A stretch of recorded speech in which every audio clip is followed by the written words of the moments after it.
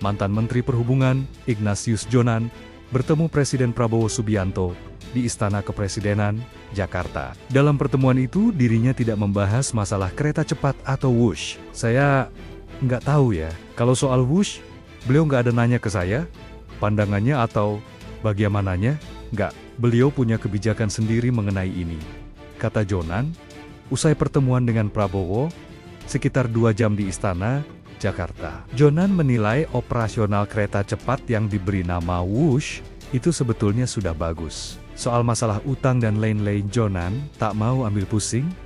Dia memilih tidak untuk berpendapat apa-apa. Sebab, Jonan mengaku, dalam pertemuan dengan Prabowo, tidak ada pembahasan soal masalah kereta cepat. Kan secara operasional bagus. Kalau yang lain-lain, nggak, tanya beliau sendiri deh, kayak soal utangnya, dan lain-lain.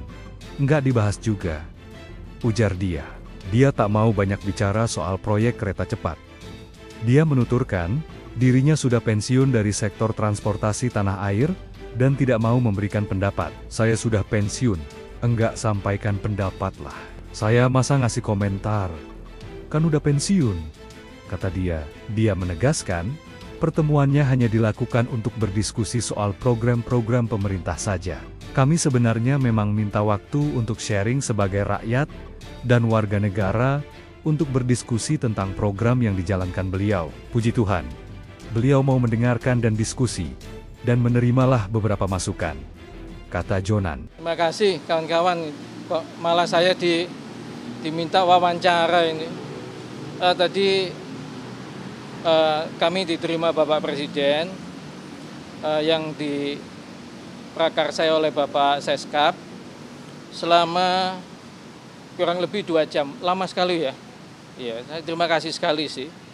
Jadi kami sebenarnya memang juga minta waktu untuk sharing lah gitu, sebagai rakyat, sebagai warga negara itu berdiskusi tentang program-program yang dijalankan oleh beliau selama ini gitu. Ya, puji Tuhan beliau berkenan untuk mendengarkan dan diskusi dan menerima lah itu banyak beberapa masukan. Kami juga sharing tentang peran serta beliau yang sangat bagus dan aktif di diplomasi luar negeri, juga di pengembangan BUMN dan partisipasi BUMN untuk bangsa dan negara yang lebih banyak, juga program-program yang sifatnya itu kerakyatan. Jadi seperti ya keberpihakan kepada keadilan sosial kalau menurut saya ya. Itu misalnya MBG, ada Kopdes Merah Putih, lalu sekolah rakyat ya, yang multiplier efek ekonominya menurut saya secara perlahan mungkin akan tumbuh. Ya, memang kalau diminta sempurna dari awal mungkin tidak mungkin, tapi kan ini perbaikannya pelan-pelan gitu ya, mestinya jalan sih selama ini gitu. Jadi diskusinya itu aja sih, nggak ada yang lain. Enggak.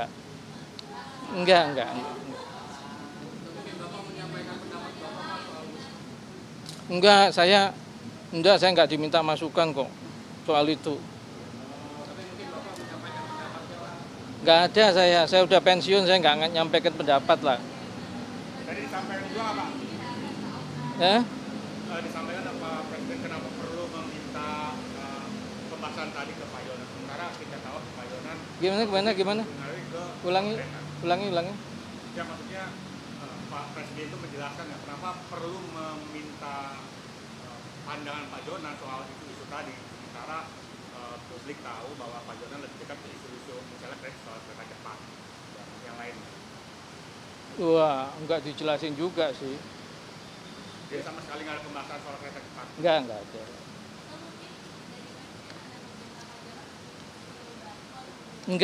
Enggak. Ya diskusi aja kok.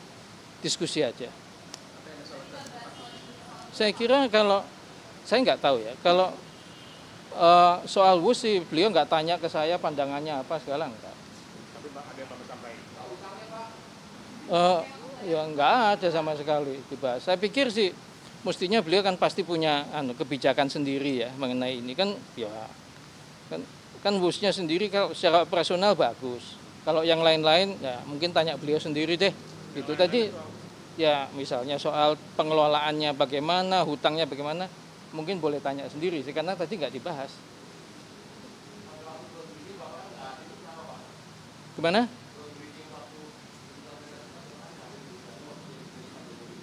Udah lupa saya tahun berapa itu.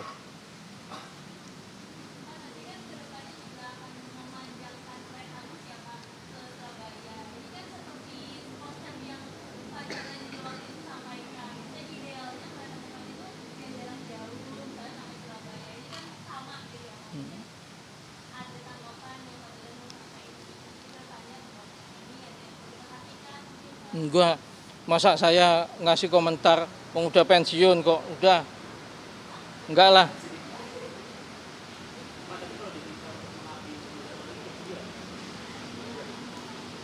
Ya itu saya kira setiap warga negara ya, kalau ditugaskan ya, kalau selama saya bisa pasti mau sih.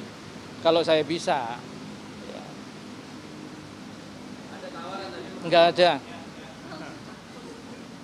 Loh, kalau nggak ada beneran ini, kan pertanyaannya pendek. Oh enggak ada. Kita diskusi aja, saya diskusi sharing pandangan saya sebagai rakyat, itu aja. Boleh dong.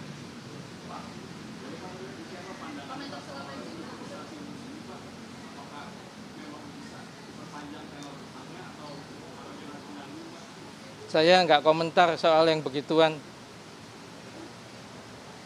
Nanti wong saya udah pensiun, nggak punya kewenangan kok.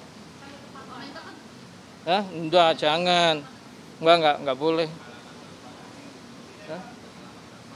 Enggak. Oke. Soal kereta aja Pak, khusus petani pedagang ada ini Pak, pandangan? Ya, saya kira sih KAI mikirnya bagus-bagus saja ya. Iya terobosan bagus, saya belum lihat sih jadinya kayak apa. Tapi kalau untuk KAI yang kereta cepat ke Surabaya itu terobosan juga? Yang itu saya nggak komentar Pak. Ya, masih. Menteri Keuangan Purbaya Yudi Sadewa secara tegas menolak membayar utang proyek kereta cepat Wush memakai dana APBN. Menurutnya utang proyek Wush bukan tanggung jawab pemerintah, di mana Purbaya menegaskan Danantara seharusnya bisa mengelola kewajiban keuangan proyek Wush menggunakan sumber daya yang dimiliki. Kerugian besar akibat pembangunan kereta cepat Jakarta-Bandung atau Wush tidak bisa ditutup-tutupi lagi. Terbaru, Wush terus membebani keuangan sejumlah BUMN yang terlibat di dalamnya mencapai 1,625 triliun rupiah.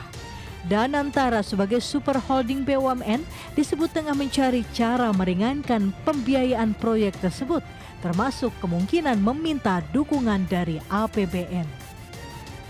Namun Menteri Keuangan Purbaya Yudi Sadewa secara tegas menolak wacana itu karena menurutnya utang proyek KCIC bukan tanggung jawab pemerintah, melainkan sepenuhnya menjadi urusan BUMN yang terlibat di dalamnya. Meski mengaku belum menerima permintaan resmi dari Danantara, Purbaya mengingatkan bahwa sejak super holding itu terbentuk, seluruh dividen BUMN telah menjadi milik Danantara dan tidak lagi tercatat sebagai penerimaan negara bukan pajak. Purbaya menegaskan Danantara seharusnya bisa mengelola kewajiban keuangan proyek Wush menggunakan sumber daya yang dimiliki. Pemerintah tidak ingin terus-menerus menanggung beban keuangan dari proyek yang dikelola secara korporasi. Yang jelas sekarang saya belum dihubungin tentang masalah itu. Tapi kalau ini kan kayak sisi di bawah Danantara kan ya. Kalau di bawah Danantara kan mereka udah punya manajemen sendiri, udah punya dividen sendiri yang rata-rata setahun bisa 80 triliun atau lebih. Harusnya mereka manage dari situ, jangan ke kita lagi. Karena kan kalau enggak ya semuanya ke kita lagi, termasuk dividennya. Jadi ini kan mau dipisahin swasta sama government. Ya jangan kalau enak swasta, kalau nggak enak government. Saya pikir begitu ya Pak. Posisi saya sekarang, yang saya tahu seperti karena saya belum disusun dengan mereka. Seperti diketahui, proyek kereta cepat Jakarta-Bandung dijalankan oleh PT KCIC, perusahaan patungan antara Konsorsium BUMN Indonesia, melalui PT Pilar Sinergi BUMN Indonesia dan Mitra China. Sebanyak 75% pendanaan proyek berasal dari pinjaman China Development Bank, sementara sisanya berasal dari modal pemegang saham termasuk KAI, Wijaya Karya, PT PN1, dan Jasa Marga. Berbagai sumber, IDX Channel. Ya, pemirsa, proyek kereta cepat Jakarta-Bandung terus menuai polemik karena dianggap membebani keuangan perusahaan BUMN yang tergabung di proyek tersebut. PT Pilar Sinergi BUMN Indonesia sebagai entitas asosiasi KAI mencatatkan kerugian sebesar 4,195 triliun rupiah di sepanjang tahun 2024. Kerugian pun masih berlanjut di tahun 2025. Proyek pembangunan kereta cepat Jakarta-Bandung terus menuai polemik.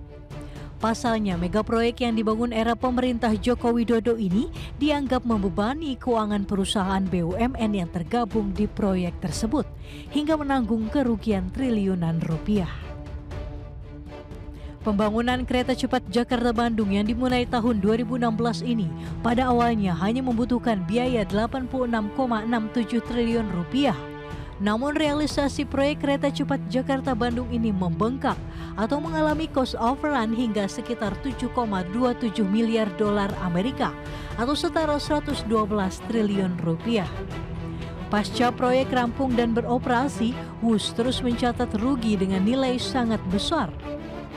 4 BUMN Indonesia yang tergabung dalam konsorsium PT Kereta Cepat Indonesia China harus ikut menanggung beban utang dan bunga tinggi kepada pihak China.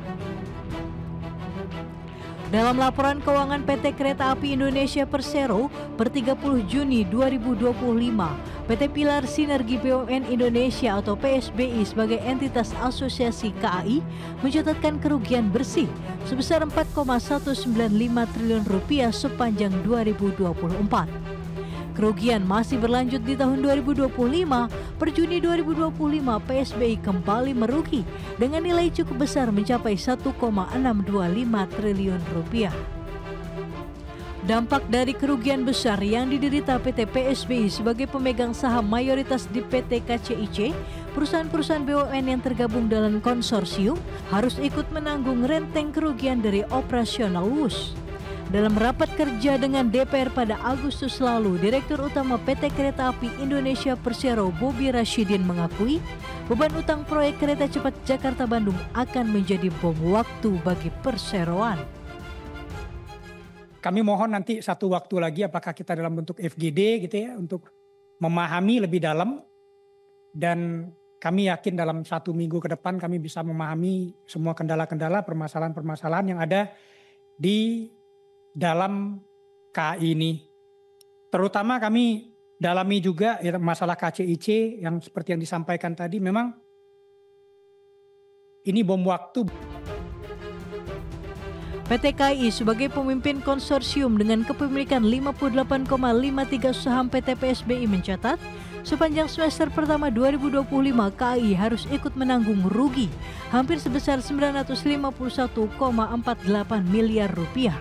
Sementara pada tahun 2024, KAI harus ikut menanggung rugi sebesar 2,23 triliun rupiah. Jakarta, Tim Liputan IDX Channel.